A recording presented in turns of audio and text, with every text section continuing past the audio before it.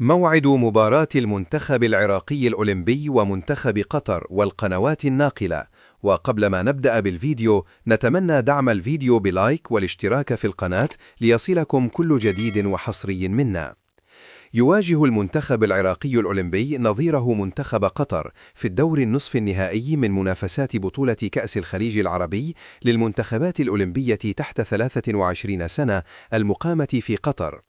وكان أن فاز المنتخب العراقي في الجولة الماضية على منتخب الإمارات بهدف دون رد، وتأهل منتخب العراق الأولمبي لهذا الدور بعد تصدر مجموعته ب6 نقاط، بينما تأهل منتخب قطر بعد احتلاله المركز الثاني في مجموعته برصيد 7 نقاط.